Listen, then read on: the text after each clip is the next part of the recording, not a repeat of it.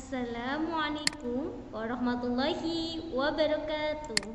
Alhamdulillah, pagi kali ini anak-anak selamat pagi solih-solihah kelas 1. Semoga tetap semangat beribadah dan semangat menuntut ilmu.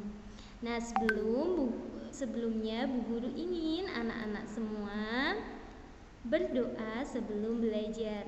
A'udzubillahi minasyaitonirrajim. Bismillahirrahmanirrahim.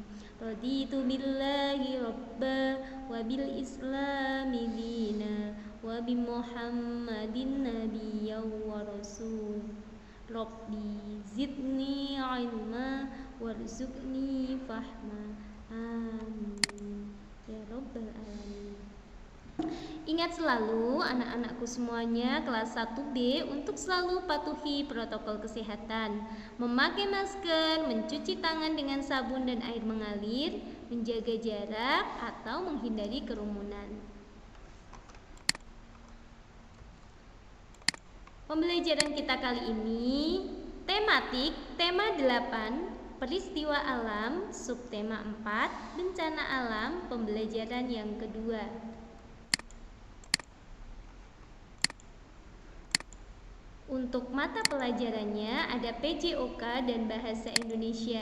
Tujuan pembelajaran kita yang pertama adalah siswa dapat mempraktikkan cara menjaga keselamatan dalam aktivitas air dengan memperhatikan gambar yang ada di buku siswa masing-masing. Kemudian setelah siswa membaca teks, maka siswa bisa mengungkapkan kalimat terima kasih dan memberikan tanggapan tentang kalimat terima kasih yang diungkapkan. Kemudian yang terakhir, siswa bisa berlatih dengan menunjukkan kalimat terima kasih sesuai dengan teks bacaan dan memberikan tanggapannya. Perhatikan di sini anak-anak. Di halaman 168 dan 169. Yang pertama di pembelajaran yang kedua yaitu di halaman 168 tentang aktivitas air, yaitu olahraga dengan anak-anak di kolam renang misalnya. Contoh ya. Di sini anak-anak bisa berjalan di dalam air di kolam yang dangkal. Kemudian anak-anak saling berpegangan tangan. Nah, ini adalah salah satu contoh anak-anak untuk upaya menyelamatkan diri ketika ada bencana alam. Nah, nanti anak-anak bisa dicoba ketika anak-anak berenang ataupun kalian bermain di sungai yang dangkal. Kalian bisa melakukan ini bersama anggota keluarga ataupun teman-teman kalian.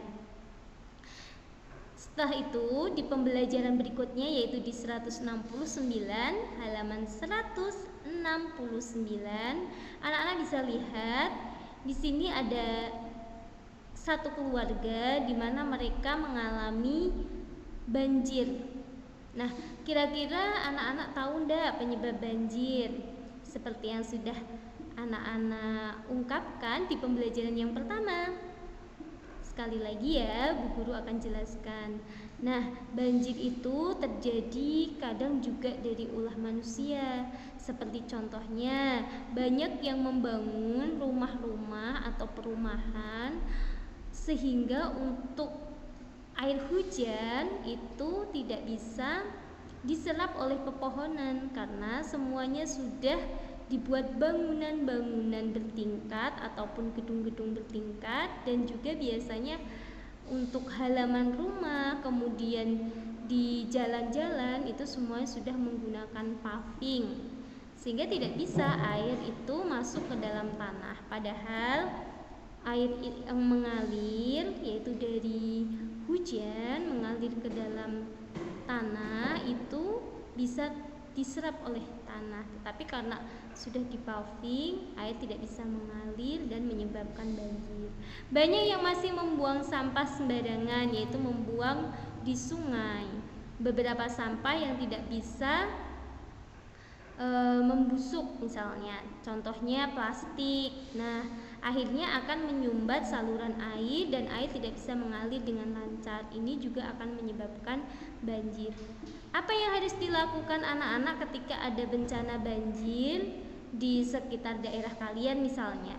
Nah, bagi kalian yang tidak terkena banjir, anak-anak, Bu Guru beri pesan untuk bisa membantu teman-teman kalian, yaitu dengan memberikan bantuan berupa makanan, kemudian obat-obatan, selimut, pakaian, ataupun juga bisa dengan tenaga, yaitu membantu memasak di tenda-tenda pengungsian ataupun juga membantu mendirikan tenda. Bu Guru lanjutkan untuk halaman berikutnya. Anak-anak bisa lihat di halaman 170. Nah, di sini anak-anak mencoba untuk mengungkapkan ungkapan terima kasih berdasarkan teks yang sudah anak-anak baca di halaman sebelumnya. Nah, contoh di sini. Ini ungkapan terima kasih dari kelompok kami. Bagaimana menurutmu? Contoh, terima kasih dokter, sekarang kami tidak sakit lagi. Kemudian yang kedua, terima kasih sudah menyediakan makanan untuk kami. Nah, kedua-duanya untuk ungkapan terima kasih tersebut sudah sangat tepat.